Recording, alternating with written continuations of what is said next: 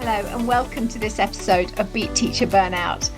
I'm joined by Kim today, who is a psychotherapist and has amazing experience in different places. And I asked why she works with teachers, and she said because they're people. She can work with any people, is what she said. And the strategies that she uses to support us all are general strategies. And we're going to be talking, obviously, specifically about schools today. And she talks on her website about thriving staff, resilient students, and healthier education system. And absolutely, that is my heart as well. So, welcome, Kim. Thank you for taking the time to share your expertise with us. Do you want to tell us a little bit about you?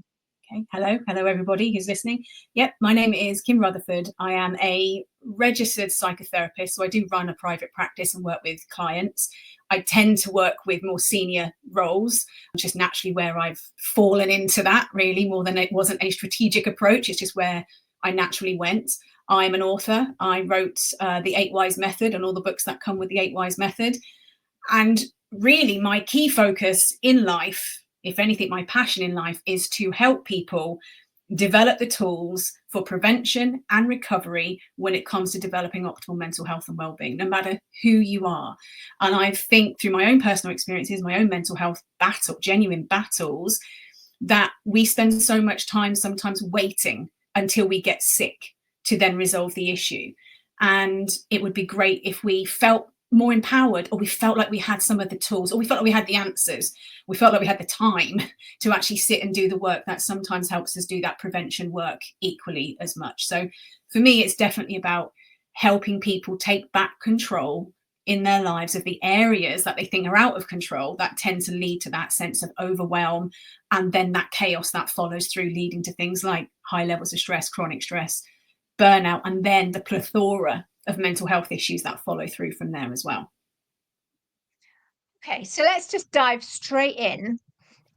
For those people who are listening who are just on their knees and very close to burnout, what would you be saying to them? You need to stop. And that means, and I know that's really difficult in the education sector, because education is a calling, it's a vocation, it's not a tick box job. And I know that, and it's a very personal pull to take care of people in the education sector, but you have to stop. If you're experiencing burnout, that's your brain and your body saying, you've gone too far, you are sick, you've gone too far, so you need to stop. And in that stopping process, you then need to give yourself the time and work with tools that help you understand the why behind it getting that far. Sometimes it will be because of workload, but other times there's a lot of stuff going on in people's lives that they don't realize is causing them a great psychological burden. And so the psychological burden of life and life's magic it throws at us, on top of work and the work magic that happens, putting them together tends to cause that burnout. And we need to understand what are those things? What are those root causes? It will never just be one thing. And you need to understand exactly what your personal root causes are, because then you've got some idea of what needs to be worked on, what needs to be worked through, what needs to be problem solved. Because if you don't problem solve them, you're in the loop then. You'll have a couple of weeks off, feel a bit better, go back, and then you're just in that loop. So it's really important to take the time to actually understand what lies behind everything. And then that gives you a better foundation to start working forward from it, and not just strengthen yourself and have mental fitness, but help you problem solve some of the stuff that maybe you didn't realize is having a real big psychological impact on you all the way through. Oh, okay. Lots of things I could pull out of that. I guess the thing that shouts at me is when I burnt out 3 or 4 years ago, I was a school leader and I was going, 70 hours a week, probably full speed. My poor children, who've amazingly turned out wonderfully, it's an absolute miracle. But when I burnt out and got really sick and went to hospital, sent home, told to take 2 weeks off, and then I went back in, no doctor said to me it was burnout. They didn't mention that word. So when I went back into school, stupidly, or naively, I went straight back with the same habits. Nothing changed. And what you're talking about is actually taking some quite brave action for ourselves Yeah. In the stopping or the pausing, we're not talking about everyone leaving teaching here. We're talking about taking responsibility for yourself. So, what I teach is that there needs to be a culture change in schools, absolutely, to support well-being, but we also had to take responsibility. So, what would that look like if someone is struggling? Mhm. What would you be saying to them on a very practical level? Okay. So your story is not too dissimilar to mine. So I had the same situation. I had burnout. And for those of you who've experienced burnout, you know, your mental cognitive function stops. It just stops. Mine stopped whilst I was on the M50 driving to work. And what that meant is I was very lucky that day. My foot just hit the pedal and I wasn't aware of where I was. And if, bless her, a young college student that day was speeding because she was late for college. And if anybody's ever come to any of my conferences, I talk about this all the time, but she hit me so hard, she stopped the car in its tracks. If she hadn't, I wouldn't be here talking to you now. I would have been dead, because that's the severity of burnout when you lose your cognitive function. So it was through and then as I said, mine led to severe burnout, anxiety, depression, and agoraphobia, because that's the reality of stress and burnout. They are gateways to the other mental health issues. So by not choosing to tackle it and just thinking it's going to go away after some rest, that's what you leave yourself at risk to. That's what you leave yourself vulnerable to. So what I developed through the 8 Whys method is basically a blueprint for digging deeper and understanding where those causes come from. And the concept of the 8 Whys method is it's built on 8 elements of your well-being. And what you're able to do is assess yourself against each core 8 to identify where are your core root problems. And from that, you can go, okay, so it's my relationship with my boss, for example, on top of the fact that I've got financial issues at the moment, that's causing my problem. Or it could be, actually, this particular student in this school really reminds me of a student I had 10 years ago and I didn't achieve what I wanted with them, so I'm giving them more right now. There are so many different connections from these different 8 areas of our well-being.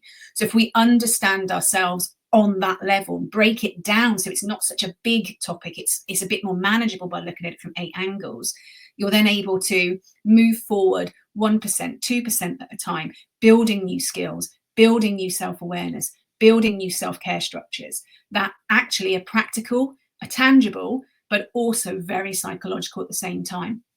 Through doing all of that, you're rebuilding new neuro pathways, and you need the neuro pathways to help with the habit change so that you move out of the cycle and you move towards that resilience, but the coping skills that you will need. Because what we do know, the wonderful thing of life, is it will constantly throw things at you. And if we don't get ourselves out of that habit of doing the same thing the same way, nothing will change for us, and we'll be on a loop of sickness all the time. And as I said, that loop gets bigger and bigger and bigger. And it starts out with a bit of stress, but eventually you could be like I was, stuck in the house for weeks on end, petrified of leaving my sofa. And I wouldn't wish that on anyone. No. So we're going to talk about prevention in a minute, because let's get to people before it gets that bad, because neither of us want anyone else to go through what we've been through, because the shame, the pain, it's just agony. I guess there's 2 things. One of the things that you talk about is, new habits forming and changing your neural pathways. And so for me, one of the things has been journaling. So I've actually made a year's journal for teachers to do exactly that, because I've had to work so hard on my thought life, my daily habits. I mean, it's tiny, simple things like gratitude, lots of these things, but we have to repeat them again and again to bring about change. But the other question I've got is, you talk about burnout as a result of, maybe something going on at school, but also something going on at home. But the definition of burnout, the official one, talks about a workplace issue, doesn't it? And that's because burnout only became an official mental health issue on the back of burnout experienced by junior doctors within the medical profession. So that's where the concept, up until that point, burnout was just an add-on to stress. And stress itself is not a mental health issue, it's a gateway. So that's really where it came linked to. But that's because work tends to be the place we bring everything. Of course, we're going to see more stress within the workplace. We spend more time within the workplace. Sadly, for most of our lives, we're going to be spending more time in work, with people in work, than we will with our loved ones doing the things that we love. So majority of stress and burnout will always be perceived to be linked to work. But if you are experiencing, so for example, if you are recently had a new baby and you've got caring responsibilities for a new baby, as well as caring responsibilities maybe for a sick parent, and you might be moving house, all of those high level stress are having an impact on your cognitive function. So you're already not at your best. And not because you're not fabulous at what you do, it's because you are a human being who has limitations. So now you take all of that into the workplace. And on top of that, you've got, as we know, the huge workload responsibilities you've got in the workplace. And there's your pressure cooker. There's no such thing as work and home. There's no such thing as 50-50 work-life balance. There is just life and responsibilities in life. And sometimes they'll be dominated by work, and sometimes they'll be dominated by the other. But what we try to do is, when we're in work, give everything we've got to work, and then frazzled when we go home. So there is no such thing as it just being linked to work. It's impossible for it to just be linked to work. And so we have to look at life as a whole life and understand which elements of our life might be negatively impacting the other and which might be positively impacting the other, because that gives us enough self-awareness and data to do something with it. Yeah, I love that. And, I've been reading about your 8 areas of wellness. And one of the things I wanted to ask you about is the environmental wellness, where you talk about safety and support, because I think for teachers, that's a really big area, don't you think? I mean, they're all big areas, but that was one of the ones that shouted out to me. Yeah. Environmental wellness is so crucial on our mental health and well-being, on our psyche in general. We don't really take it into consideration. Feeling safe and feeling secure is a primitive need in every human being. And so we are constantly looking for it. We can go back to looking at things like Maslow, and Maslow will explain it to you. But if you think about it in your own world, you like certain things, you like certain smells, you like certain textures, you like certain colors. So you create that in your home environments. And that's because you want to feel safe and secure. Again, we spend so much time in the workplace, they have to be safe and secure. So we can look at it from that primitive stage of, do we have access to water? Do we have access to nurture? Is it a space we can be free to be ourselves in? But we also then need to look at it as, do we have the space we need to do what we need to do? Does our classroom actually allow us to function as the human being? Do we have a safe space to talk to other members of staff privately? You've got to create an environment where people can be at their best. And if you don't, and if you have to then go and face an unhealthy environment every day, of course, your mental health is going to deteriorate quite dramatically. It's no different to when we were in COVID and we saw the concept of healthy environments there was crucial. People being forced to be at home, which might have been unhealthy environments due to things like domestic violence, for example. Well, if you're experiencing bullying in the workplace, high levels of stress in the workplace, then the environment is unhealthy for you.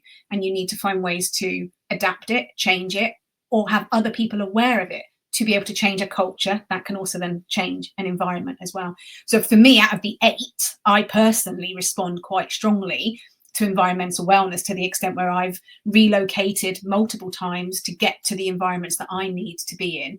And I do think people don't really take it that seriously. It can be as simple as, do you have the right chair to sit on, versus are you allowed to have autonomy over how you set your own classroom up? It's a big, big deal, and it has a huge impact on us. Hello, I'm Rowena Hicks, and I'm so pleased to introduce this course to you. It's a short, practical, made to fit into your current routine course that I hope is going to help you, because I know time is precious. Staff are frazzled at the end of the day, but actually this fits into what you're doing already. So why me? Why this?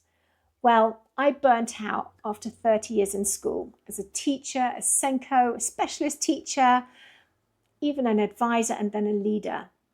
I burnt out. I loved it. I was passionate, but I had to leave. And that just breaks my heart. Teachers are leaving and they're going off sick. This has to stop.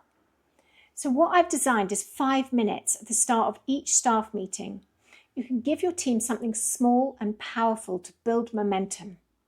You'll build their confidence. You'll improve their well-being, their team dynamics, their energy.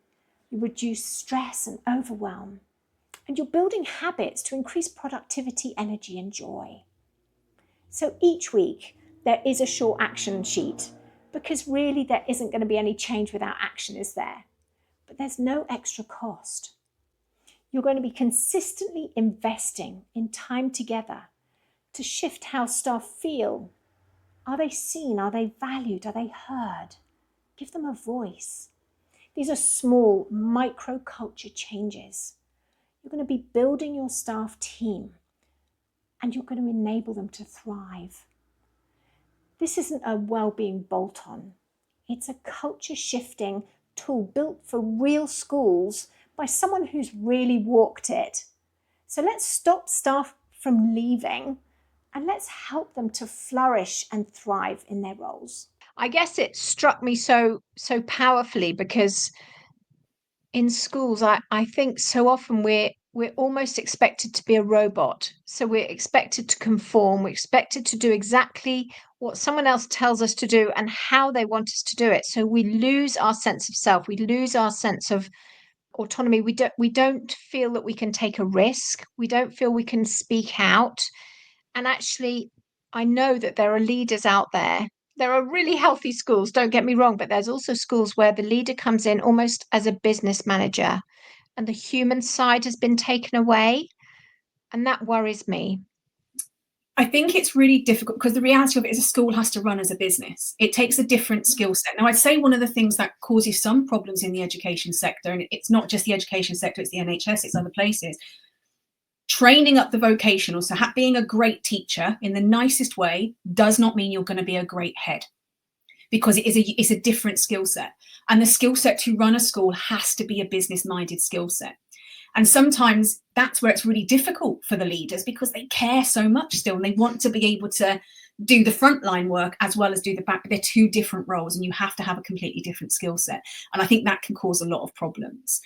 What has to happen is the open communication side of things, so that as that head, you don't get pulled so far away from the frontline people that you lose touch with it and you lose contact with it. There has to be that open, honest communication still.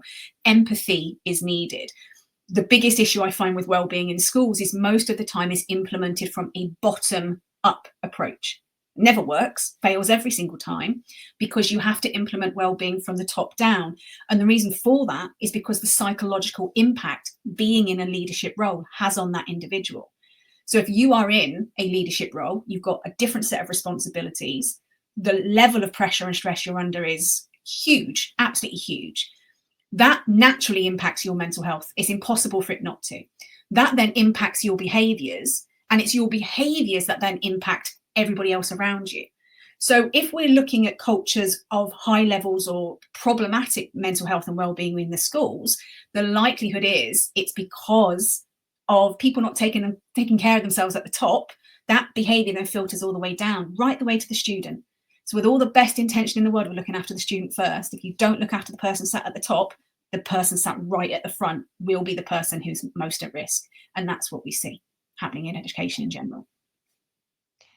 Yeah, so it sounds to me like you are saying, and correct me if I'm wrong, so one of the core things that I support schools on is building self-awareness. Is that really what you're talking about here? It's the reality that everybody is responsible for their own mental health and well-being. Therefore, they need to have an understanding of not only where their own mental health and well-being sits, but the impact it might have on others. And the organization's responsibility is to create a framework that allows people to do that. And if that's all their responsibilities, it's not the organization's responsibility to look after everybody's mental health. That's our individual human being responsibility. Just like it is to look after my physical health, I have to look after my mental health. But the culture does need to provide a framework for that to be okay. Psychological safety matters. So it is the leader's responsibility to help create that strategic approach and help create that culture through their business mindset. But it is also their responsibility as an individual to make sure that they are looking after themselves so they don't negatively impact anybody else, just like it's the teacher's responsibility, the support staff's responsibility to do that so they don't impact anybody else, including the students. So why do you think it is that, I mean, we know when I wrote my book, I don't know about you with your book. So my book is called Beat Teacher Burnout, 7 Keys to Beating Burnout in Schools. And why do we not tell everybody and teach everybody this as a life skill, because when I wrote my book for teachers, Teach, Flourish, Thrive, nurses came to me, doctors, business people, social workers were saying, we need this. It's exactly the same where we are. So why is this not being taught as a life skill? Because realistically, I'd say up until the last 5 years, this still had so much stigma attached to it. There's the concept of, if you struggle psychologically, you are weak in some way. And we have to be realistic that has been a culture within British culture that's still very problematic, the stoicism of British culture. And I think a lot of people still feel like that. We said it at the beginning, when we experience burnout, we feel shame. Why should I feel shamed that my mind is so busy, it just says, I need a break? I don't think like that. If I go to the gym and work out and my muscles really ache afterwards, I don't think, oh my God, I feel shame because my muscles ache. Your brain is a muscle. Your cognitive ability is a muscle. So, but we still feel shame. And that's because of the stigma attached to mental health and psychological issues. And so we've never taught it in schools because we never saw it as a life skill. We saw it as a problem with the individual. And many of the reasons we think there's a mental health crisis within the world now is because there is less shame attached to talking about it. So what we're hearing is more people own it, more people talk about it, and we go, there must be a huge, big mental health crisis. Likelihood is it's no bigger or different to how it's always been. We've got more awareness now. And we're at a stage now where people are voicing it and are being more open about it. But it now needs to be taught as a life skill. And not just to students. Again, it's this constant, put it on the student, put it on the young people. It's not their responsibility. It's my responsibility as an individual to educate myself. It's your responsibility to educate yourself. It's everybody else's responsibility now. The wonderful world of Google can give us everything we need if we make the time to actually do it. And that's the big issue, is do people see it as a priority enough to make the time and effort to do it? And the answer to that is still no, they don't. And that's why it's not changing. Yeah, I would agree.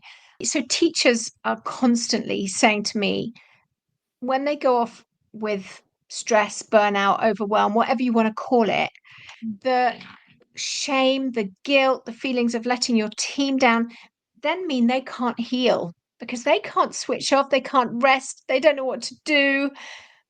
What would you be saying to them? Because there is that massive shame there.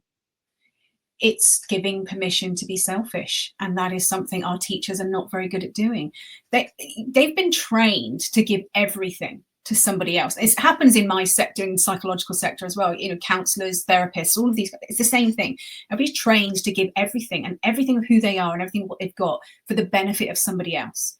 So to suddenly say, actually, I need to put myself first, it's the guilt attached to that is horrific, because it goes completely against our values and our moral compass and our purpose for why we do things. But you have to, if we had, in the nicest way, if we have staff who are going off with major health issues such as cancer and things like that, we don't judge them. We don't think anything of it. And I'm certainly hoping that those people would never judge themselves for that. So why do we do it when we're sick in a different way? And also, I do think, sadly, that there is many organisations that use that guilt to get what they need and to manipulate people to work a little bit harder and to give a little bit more. And the language of, don't let your team down is a very common language, always putting other people first. But if you don't put yourself first, you won't, in the nice way, you won't be around long enough to look after everybody else. And a lot of the conversations I have with staff is, realistically speaking, it's a horrible conversation to have.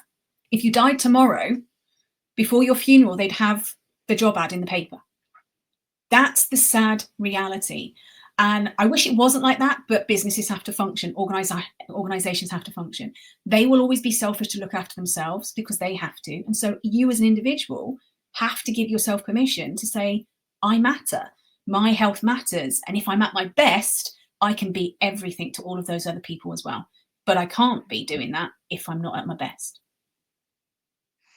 So what I'm hearing from today is, for leaders, teachers who are listening to this and they are, on their knees, very stressed, whatever words you want to use, heading for burnout, they need to take some brave action today. And there's lots of things they can do, but they need to take some action, because unless they do, nothing's going to change. Like with me, and you're just going to go crashing back even worse. Yeah. Would you agree with that, Kim? Absolutely. I would love it if every teacher and senior leader within education, when they get their 2 weeks off at Christmas and they get their 2 weeks off at Easter and they get their 6 weeks off in the summer, they can enjoy them, because that's what they're there for. They're supposed to allow you to rest and have the enjoyment in your life again. And what's really sad is that isn't happening. And we're seeing more teachers work through all of that period of time. We're seeing people get really sick during that period of time because they finally do stop and their body goes, oh my God. So I would love it if that people can take the time out on a regular basis. And I'm with you 100% on the journaling, because that's why I wrote journals and planners to go along with the 8 Whys method for that reason. Give yourself 10 to 15 minutes every day. Rest, relaxation, get it out of your head, release the chaos. And that 1% better every day builds to a much healthier, happier mind. And that's my book. My book's called 8 Whys Ways to a Healthier, Happier Mind. Because if you have a healthier, happier mind, you have a healthier, happier life, healthier, happier workplace existence, healthier, happier relationships.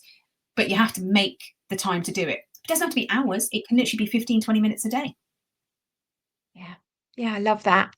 Well, if people want to get hold of you and find out more about all of this stuff, the 8 Whys method, everything, 8 Ways to Wellness, where would they find you, Kim? Find me everywhere, every social media outlet you can possibly imagine. If you look for 8 Whys, you'll find me there. But if you want to get in touch directly, you can just come to kim.rutherford@daltonwise.co.uk and you can get through to me directly. But feel free to follow me on Facebook, LinkedIn, wherever you can find me. More than happy to answer any questions people might have. Thank you so much. Thank you. And we will put all those links into the show notes for the episode as well. So if you haven't got to write that down, don't worry. Don't need to stress about that today. Thanks so much, Kim. And thanks everyone for listening. Thank you. Thanks for listening. I hope you took something of value from today. If you want to connect, I'm at rowenahicks.com, or I have a Facebook group, which is Preventing Teacher Burnout. So I look forward to connecting to you at one of those.